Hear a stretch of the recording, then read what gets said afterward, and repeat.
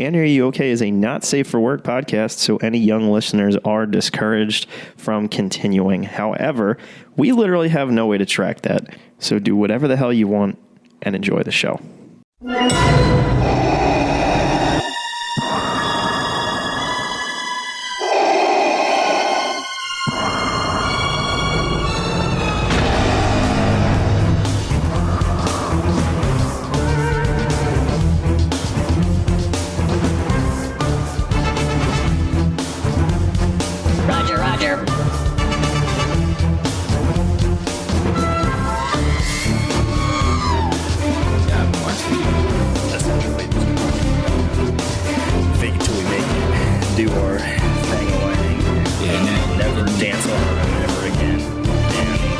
It's so sad because it's like now you kind of have to retire that song. You can't bring that back next year. It's a second place song.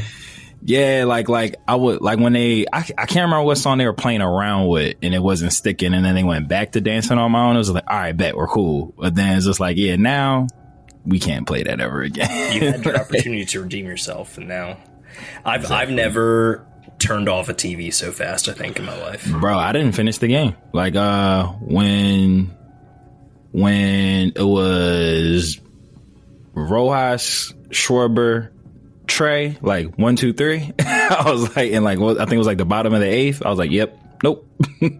Yeah, stayed off social media for a little bit, and then when I went on Twitter this morning and saw fucking horrible playing a flag in Citizens Bank Park, I was sick. I think I didn't even see that. I'm glad I didn't see that. Yeah, right. Good, don't. Good, don't. Oh shit, it seems. Well, it's a shitty time to be a Philadelphian and a baseball fan, but it's okay to be a Philadelphian and a Star Wars fan. Damn right. That's the Star Wars podcast. You are listening to And Are You Okay? A Star Wars podcast. That's right. When you come here for all the fun, nonsense, Star Wars, dick jokes on occasion. We made a few last week. We went on the whole masturbation tangent. If you haven't tuned in, you should definitely tune in. Big and if you're worried about spoilers, well, that part's in the news portion, so you can actually listen to that part of the podcast and not worry about getting spoiled in another part of our podcast. So exactly.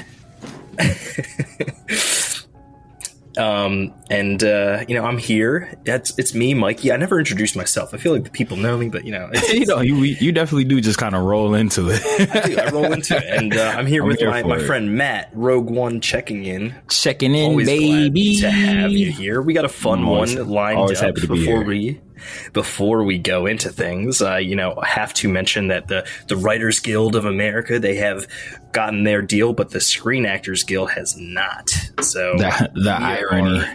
I know. We are in solidarity with them as they fight the good fight to get fair wages, be properly compensated for this whole streaming thing. But in the midst of that chaos, we're going to continue to thrive in it and provide you with the great Star Wars content that you might be missing. And I think we have, just in case this happens to come up and we talk, I'm just going to throw a little spoiler warning in here.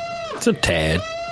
But here is the thing we're doing today, Matt. I want you, in honor of Halloween, yes, to pitch me your Star Wars horror movie. In a galaxy far, far away, fear and the theme of overcoming fear are a mainstay of Star Wars. This is your opportunity to make it the central point of a story. I can't wait to hear what you came up with. And then we got a little Ask Me Anything for later in the episode. Awesome. Let's make our Star Wars horror movie pitches, and I will definitely hand it off to you first. I'm excited. I got 2. All right, yeah, I got one because I was like flushing it out, but I got a good one. Yeah, that's what I like to hear, though. Yeah. That's what I like to hear. I don't got like character names or anything like that, but I definitely got like a centralized plot for sure. Enemies become friends, friends become enemies. We're on the journey. But I guess this kind of does fit the theme too. Like in honor of Halloween, we threw a very successful costume Halloween party. We can't not talk about this. So our sister podcast, which Matt hosts, and I am the producer for, Dragon Ball for Life. We had our Cospalooza event that we've been teasing throughout the last few episodes of Annie, Are You Okay? 1.5 chain of memories. And yeah, we had a blast. We gave out some prizes. We met some great cosplayers. We had a runway with DJ Anchi Ray. That was great. Hey, it was, you guys absolutely fucking murdered that thing. You and Travis over there. Shout out to Troto Trav. For sure. My counterpart. I gotta shout out my the entire team. Yali, the backbone of our squad. She was at that table the entire day. Thank you so much. We got to say thanks to Paul for helping us out, showing up in the most in-depth cosplay of any of us. Yeah, man, he committed. That man drew a scar on his face. He had on a romper for us. He put on a romper for us. That man could not pee for us. He had to completely undress. It's wild. Also, in a public restroom at that. Commitment.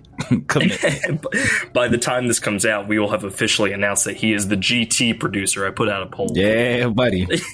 I'm gonna figure out a way to work that into the outro.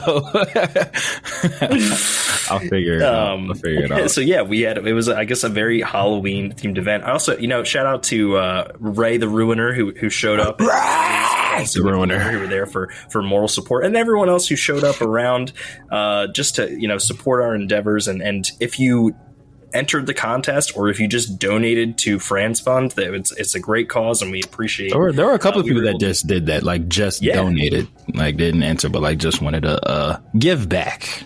So shout outs to them.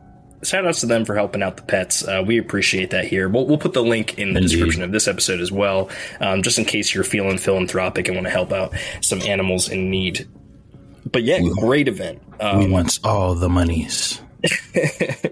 It was awesome to see. No Star Wars cosplay this time, but maybe next time. Maybe at Cospalooza 2, which is, I think, in April. Yeah, the first Saturday of April. I feel like, it's a little early. So I would imagine that at the top of 2024 is when we'll go into promotion overload for that. But Mikey, more than us having fun, the most important thing was the people had a good time. Which was the goal. And we got to obviously shout out to the squad over at Super Game Day for bringing us in on this endeavor. First of many, I would assume. I feel like we really all gelled well, meshed well, worked well, executed well. We made the best out of a good situation. We had a lot of fun. The networking was great. So many vendors, so many nerds of every ilk. The cream of the crop, the creme de la creme of nerd culture in Philly. And it was a really good time. I was very happy with how everything turned out. Like I said, if I have anything to say about it, or if I had to, put my money down, this would be the first of many of Super Game Day DB4L team ups, which might lead to some other things. We might have some things coming down the pipe fairly soon. You never know. You never know. We're out there networking. We're doing the things. We're expanding. We're talking to people. To build. and we're having fun and learning a lot along the way. It's kind of cool to see all these things come together when you're working on it for so long, and then you finally actually the day comes. And I'm not gonna lie, I breathed a heavy sigh of relief when it was all said and done. But the actual day itself was a ton of fun. It was. I will, to kind of second your notion, I will say, I don't know, I'm weird with impending importance. I don't think I get anxious before it. I don't know. I don't understand my process, but I was going to say, to kind of echo your sentiment, I was way more at ease than I thought I was going to be. I didn't think I was going to be panicking or anything like that. But, I embraced the butterflies. We all get the pregame jitters, things like that for anybody who played athletes or did any type of performative art. You always get those pregame jitters. But I don't know. I guess it's just being around you guys, because at the end of the day, as passionate as we all are about our different fandoms and nerd culture, at least as far as it goes for the DBL family, we are actually a family. We're all friends prior to this endeavor that we all embarked on together. So it's I guess just being able to do this with my friends makes it so much more sweet than if I was to be doing it to not friends. Yeah, this isn't a work function. It is a work function, but exactly. It's this is shit that I would do with y'all if it wasn't us that had to throw the event. I was hey, let's go to this, guys. Like, So, I can't not call it a work function when we put so much time, love, and energy into these things. But it is so much more fun than anything I've ever done with any actual place of employment. So big facts. I'm happy to be on this journey with you, my guy. Nah, man, I'm super happy. And I think that like speaks dividends to like just like us as a unit, because that part of my process that I can't explain is I don't ever really realize how much was done until after the fact. Like when I'm in it, I don't feel it. It's just, I'm just kind of going through the motions like, all right, got it, missile. We just got to get to Saturday and execute. But then like, as we're winding down and closing up shop, like Saturday turning into Sunday, I'm like, damn, we kind of did a lot to make this, like, pull this off. Yeah, we have to shoot another shout out to Yali for that one. Oh, absolutely. Absolutely. She just pours so shout much out to Yali, into all caps. all caps into so many things that we do. So we definitely appreciate her and anyone else who helped out. Obviously, first of many. Moral of the story: first of many. We're gonna keep rolling. We're gonna take the learnings and we're gonna make it even better next time. All right, Mikey. But without further ado, it's give time. me your Star Wars horror film pitch. In a world. You mean in a galaxy? In a galaxy. All right. So when you had sent me that text when you were saying like, hey, I got an idea that we pitched like a Star Wars horror movie, like for some reason, don't know why, but the first scene Star Wars related that popped into my head was from Solo, when Han met Chewie, when they were like in that dirt jail pit thing and he like ripped the guy's arms off. Yeah, on Mimban and the mother. Yeah. Okay. So like for whatever reason, that scene like popped into my head. Just that, not even the whole scene, just the part where like Chewie like stands up for the first time and Han thinks he's about to get fucking totally destroyed and Chewie's like cool. But like just that imagery of like him and Chewie meeting each other for the first time, he just watched dude's arms get ripped off, which that was like a legend that, you know, Wookiees rip off people's arms that we've always heard about in Star Wars lore. So for whatever reason, that popped into my head because I remember being in the movie theater knowing that they's gonna be best friends, but I was still like, oh shit, like it's about to go down. So my pitch for a Star Wars horror film, it's gonna take place on Kashyyyk, and I don't know who the people would be. For some reason in my head I see like escaped convicts, maybe Bill Burr's people. I know the timeline don't match it, but like Bill Burr rogue. It could still. Villain. I mean, it depends on how many people are walking out of the movie, right? Right. True. True. It doesn't have to be canon, Bill Burr. Yeah, it could be that syndicate of like, I don't want to call them bounty hunters, but they're kind of mercenaries. Right. So my pitch is, I see a film like it's some escaped convicts, you know, steal a shuttle, escape, they're on the way, like reluctant allies, like, oh, I don't trust you, you don't trust me, we might even be like shackled together chain gang style, and I see them like making an escape, and I just see some like some of the Rebel Alliance chasing them, or it might even be like escaped Imperial prisoners or who knows, doesn't matter.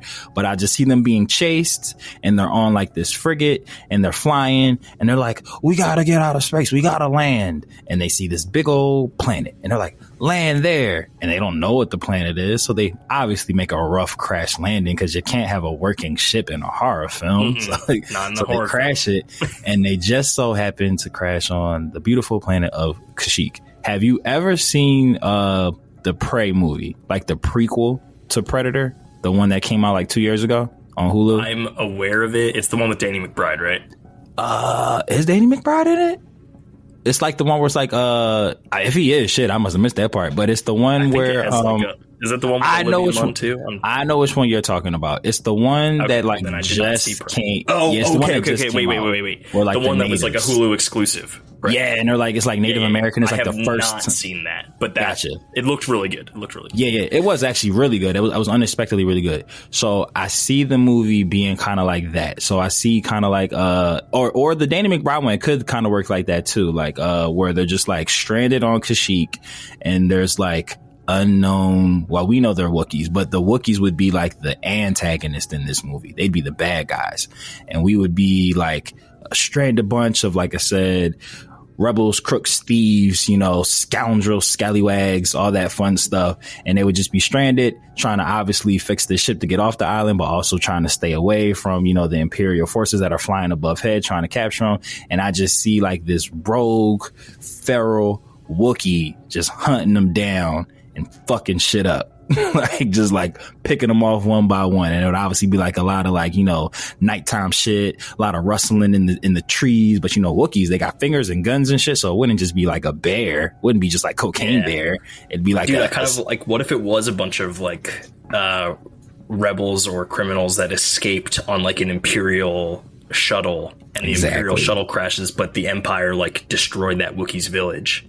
So there's like a reason why. Oh, so they think they're Empire. He just sees the symbol and he thinks he thinks they're Empire.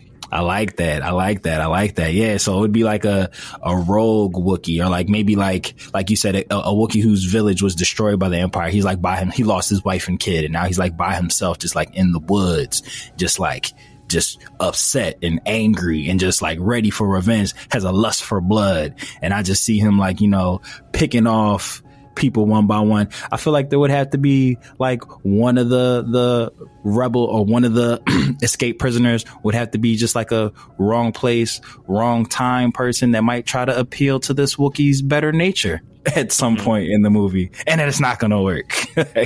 Arms ripped also off. Like, I feel like this Wookiee needs to be even more ferocious. Yes. Evil than like Black Chrysanthemum from the 1,000%. I'm seeing like a disheveled, matted, like just covered in twigs and dirt and grime, like super like long fangs, like maybe one fang longer than the other, like a snaggletooth type thing. He's not well put together. He's not handsome like Chrysanthemum. He's like this Wookiee's been through some shit. He might be doped out on whatever drugs is on Kashyyyk that they could get their hands onto. But yeah, I don't see this Wookiee in this movie wouldn't have all their faculties about them like we've seen other Wookiees have. Like, you know, like they're more humanoid type creatures. This one would definitely be like feral, like definitely growling and snarling and slobbering and drool. Definitely has to have like red eyes, all types of shit. I don't know how the movie would play out, but it would definitely be on kind of like some Predator type time. It would be like this feral Wookiee. I had a PTSD from the Diamondbacks. Talking about rookie players and shit. But yeah, it would be like a feral Wookiee, like rookie again. Damn Diamondbacks, get out of my head. A feral. It's over. October's Wookiee. Over. We're going to November. I know. So yeah, this feral Wookiee, that's just a hard sentence to say. I don't think it's me. But he would just be picking off these people like one by one, you know, like bloodlust, murderer, all types of time. And I don't know if I would want anybody to get away, but it would definitely be on some like Predator or Alien, like the hunters have become the hunted, most dangerous game type thing. And then like a plot twist would, not even like a plot twist, something that would be cool. It'd be kind of like a wink and a nod to us, the fans. I would love if like for a considerable amount of the movie, this Wookiee was just like bare hands, just like scratching, crawling, punching, maybe might throw a boulder or two. And then they're like, oh, like this is like a wild beast. And like, oh, it's a stupid animal and we just got to outsmart a stupid animal. And at some point, this Wookiee gets a hold of a blaster and like, fuck. Like, I thought it was just a stupid beast. But now he can use a gun. Yeah. But yeah, I don't know how it would end. Like, I'm coming up with shit like as it's going along, but I feel like a predator stranded in the wilderness, man versus beast Wookiee horror flick would be my pitch to Lucasfilms.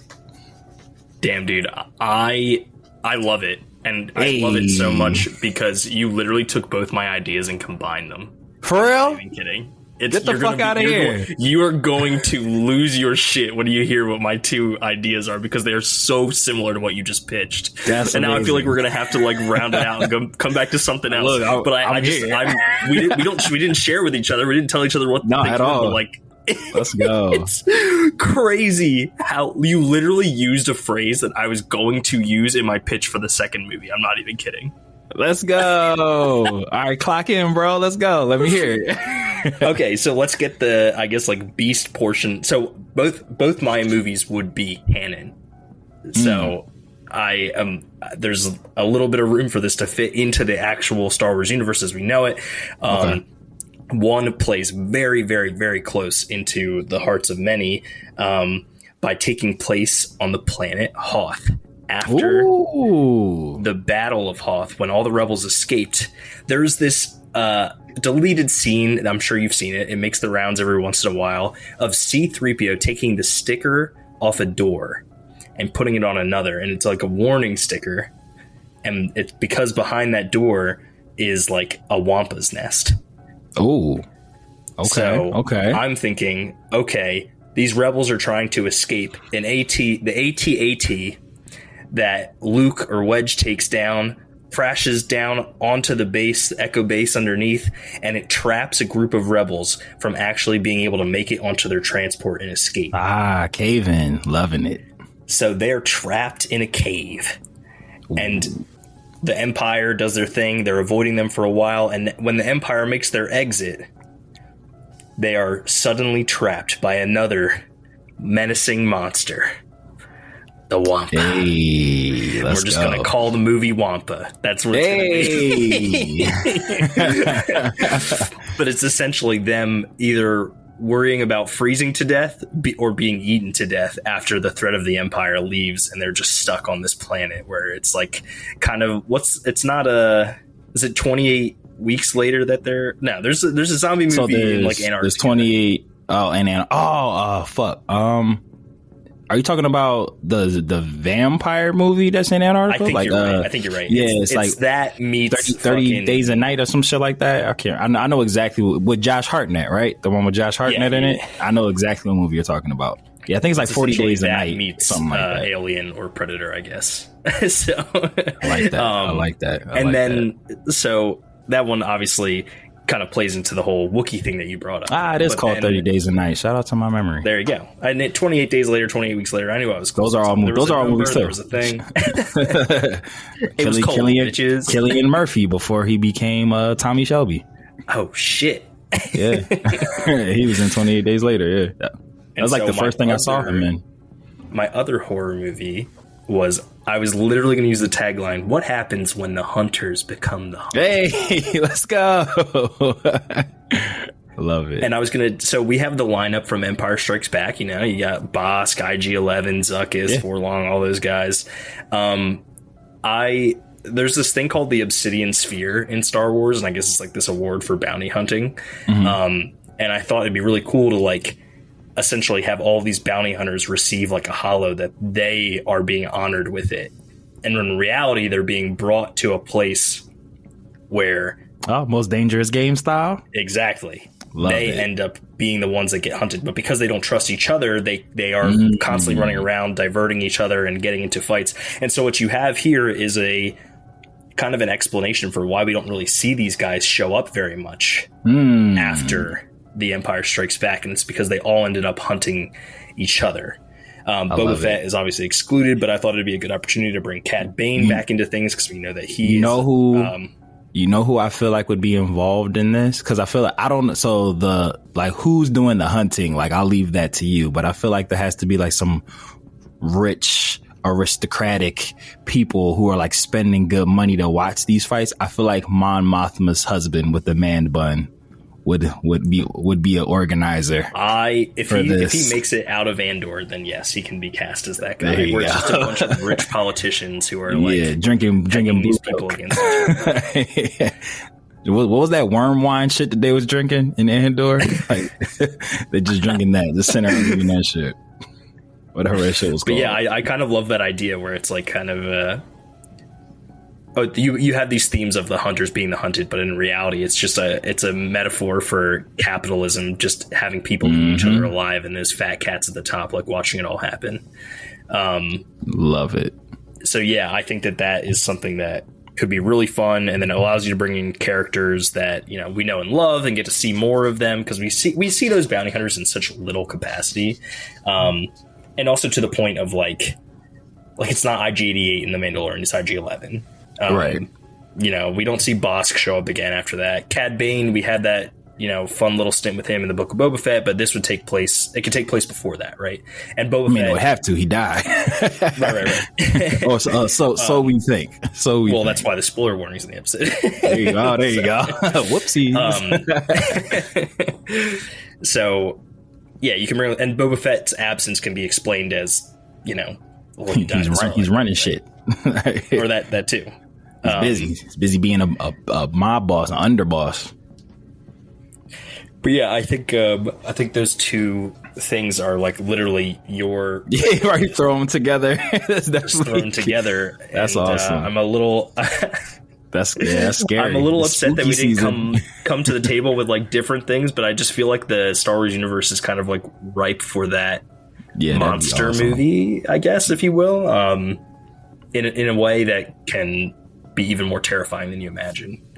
Yeah, big facts. But I do think it's funny that how with, we have the Night Sisters reanimating the dead and just like we could have done something with like Sith artifacts and like really played into like the dark side, but we were like, we want the bears. Space monsters. We want space bears. That's what we want. We want just call it Spice Bear instead of Cocaine Bear. There you go. Yes, that's 1000%. Spice Bear. That's fucking amazing. But yeah, in my Kashyyyk movie, there definitely would have to be a scene where like one of the escaped convicts like finds shelter in a cave, and they find like cave paintings of like the Wookiee, like of his like kid and his wife and shit. They're like, oh, it's not just a crazy monster. Oh yeah, I can relate. If they were actually making your movie into a movie, I would want to feel for the Wookiee by the end, but have it be like snippets of it being shown throughout, and maybe even like flashback sequences like towards the end where we actually see the full like Wookiee story and all the stuff makes sense as like you get to the end. Exactly. I would imagine a safe ending could be that, like, let's say there's like one final, escaped convict left. Feel like she'd be a woman. Don't know why. Just feel like a woman would be able to like relate to the heart of a Wookiee. Not to be sexist. A man could do it too, but let's just make it a woman. But, has a big like rebel symbol tattoo somewhere, and they like exactly to be like, no, I'm not on their side. Exactly. Yeah, like wrong place, wrong time. She was at the wrong bar when a fight broke out. Got wrangled up with all them guys, thrown into it and everything. She was just like definitely. I see her like a Cara Dune type character, but not obviously problematic.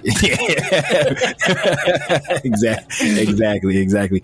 But I would imagine a safe ending would be like maybe the Wookiee catches her in the cave and she's like symptomatic. Maybe she has a kid too. Oh, you know what she does? She has a son that she lost, and she has like a locket with that kid's picture. Yes, but it's like a hollow locket, right? Yeah. So like when the Wookiee, Star Wars, when the Wookiee's like closing in about to kill her, she's like, no, look, and like shows like the locket, and then like points to the cave drawings of like his baby, like, oh, you're a parent, I'm a parent, like we can bond. And then like eventually towards the end of the movie, the Empire like would find her, and the Wookiee would like sacrifice itself to help her escape. That would be like the safe. Now the safe ending. That would be like the safe ending right there. Man, fuck the Empire. Word. I can't believe they just killed that Wookiee we made up 5 minutes ago. So many conflicting principles. Like, would they have the weaponry to fuck with their ships? Do you fuck with the war? They'd just be laughing at us, blasting at us. Exactly. Trying to assimilate us, man. If you know, you know. Conform. If you know, you got to be in the know to know. That's facts. That's big facts. That's big facts. That just needs to just be playing on a loop for your reception for your wedding. Rory's wedding. Just have this video up on a projector and just play it like just on a loop. Just keep looping. I'm actually gonna have the brain be the ring bearer. There you go.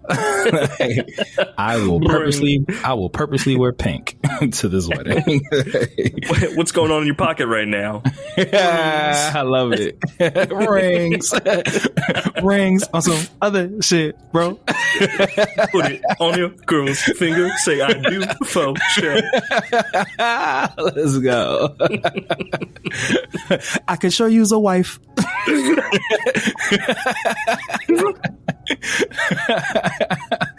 Oh man, fucking pillow talk. I'm thirsty as fuck. Still applies.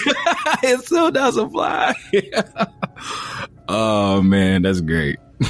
That's amazing. But I love yours too. I feel like Hoth. I'm about to probably say one of the corniest things ever. Yeah. I'm about to say Hoth is, like, it's so unexplored, and I guess that's kind of the point. Like the final frontier, like Antarctica, like it's like so much that could like be done there.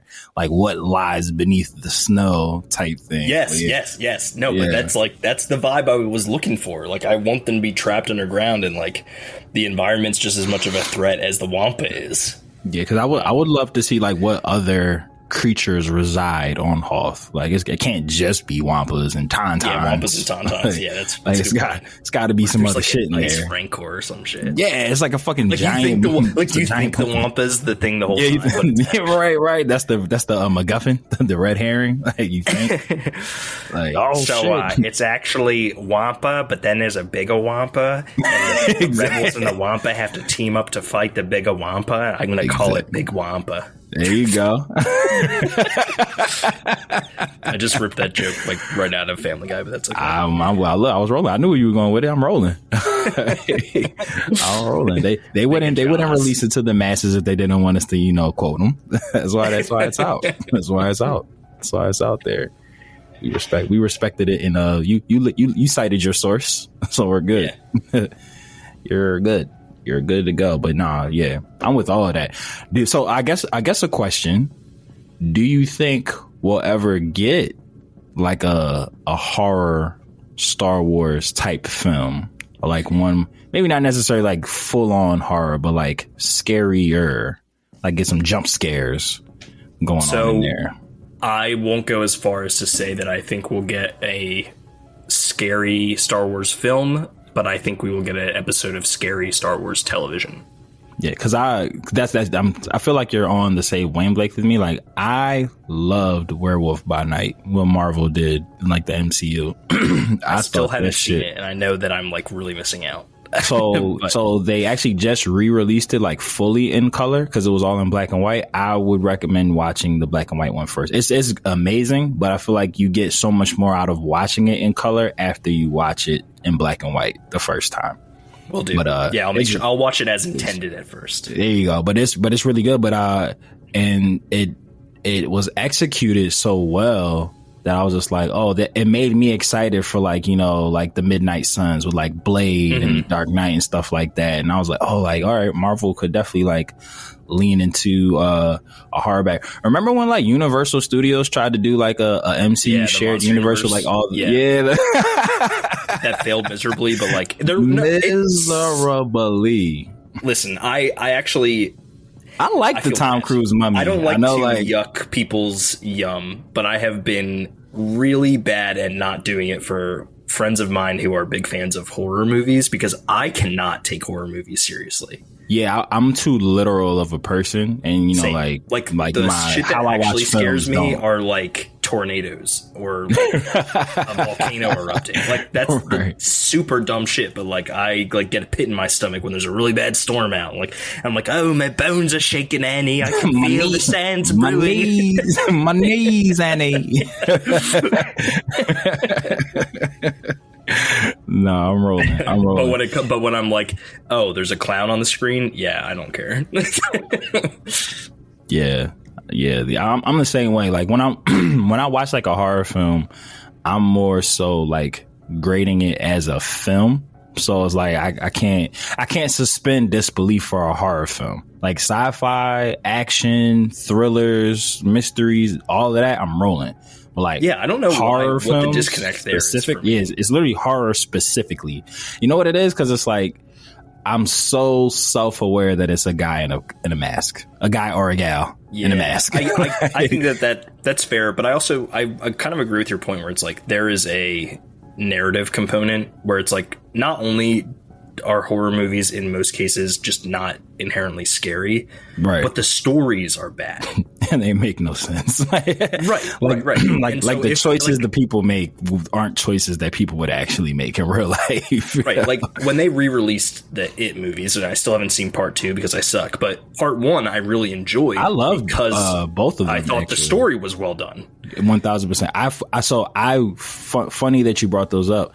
I intentionally watched those to give myself something that I could shit on, because I was fully expecting to hate those movies. Like I was just like, fucking horror remakes in themselves are usually done terribly, but a horror film remake, I'm gonna hate this. But I was gonna enjoy hating it. Like I was ready to just shit all over this movie, and then I watched the first one. I was like, that shit was kind of lit. I was like, actually, like really, like you said, it was a good movie that happened to have horror elements, and I enjoyed it. Second one's good too. First one's better, but I like the second one was I enjoyed it. I saw the second one in the movie theater actually. First one I didn't see in the movie theater. I saw it on like one of them.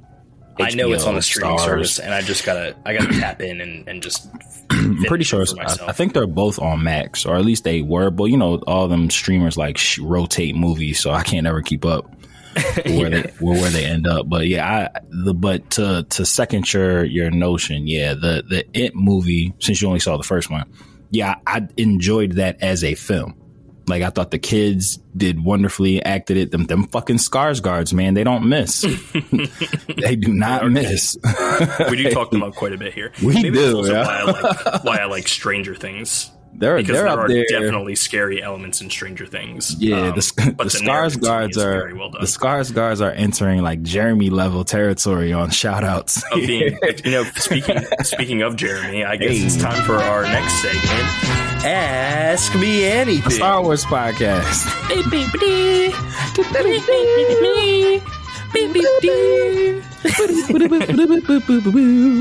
Jeremy, who was constantly mentioned throughout our run on Ahsoka, also gives me plenty of ammo for Ask Me Anything. Keep the questions coming, man. He asks, he was watching The Force Awakens, and it just struck him that it's never really explained how Rey understands droids. I did see that. Did you send me? Where did I see that at? I think you posted it on your story, right? Yeah. I did see that. Is it an innate ability, like in the Star Wars universe, like multilingual equals force aptitude, or is it just something taught and learned from those with mech experience? And isn't binary a thing? Like, isn't that like the droid speak is like referred to as like binary?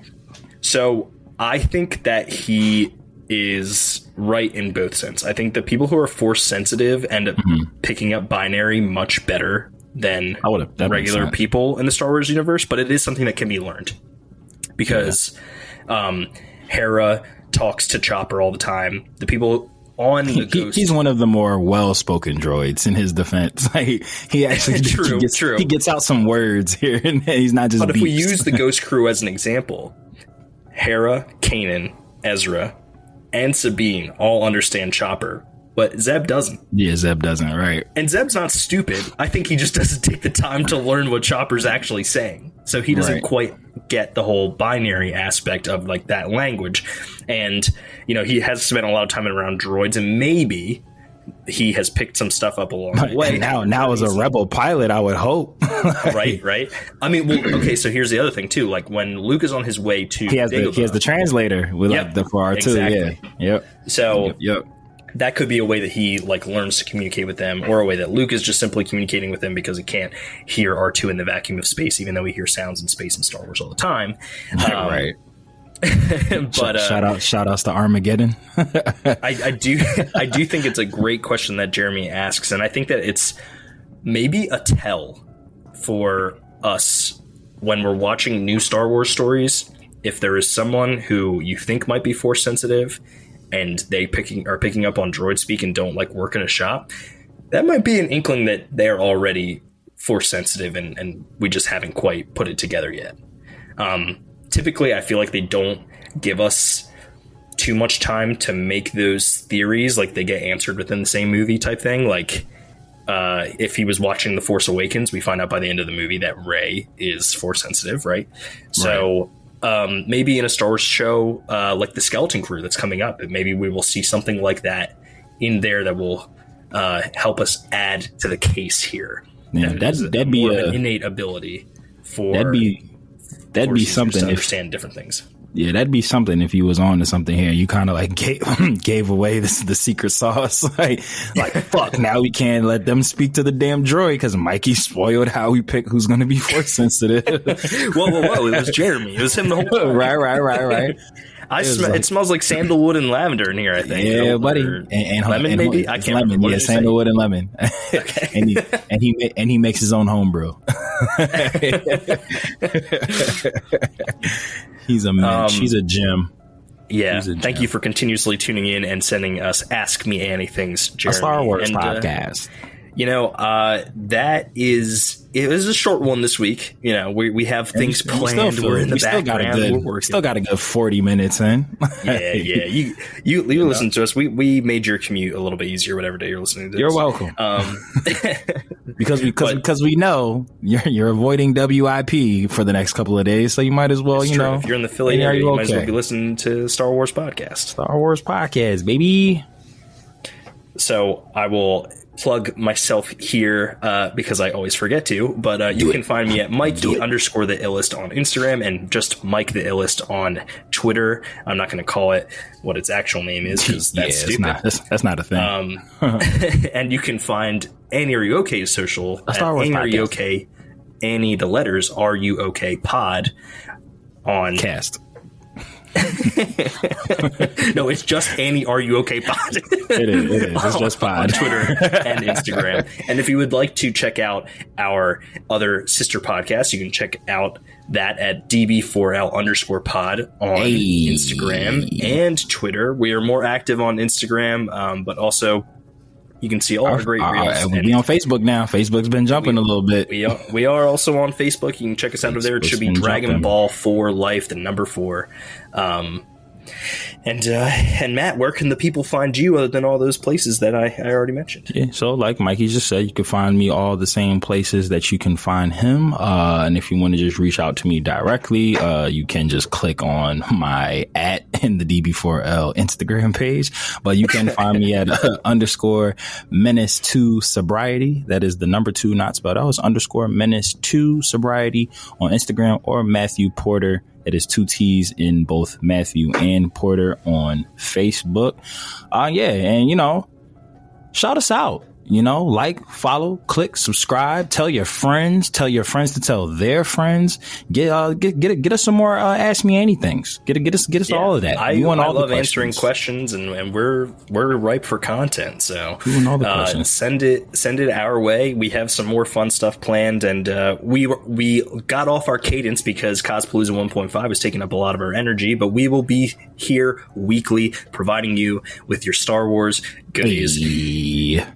Rogue One, sign off for me, brother. Checking out. Rogue One, check it out. May the Force be with you. And with you. Later, nerds.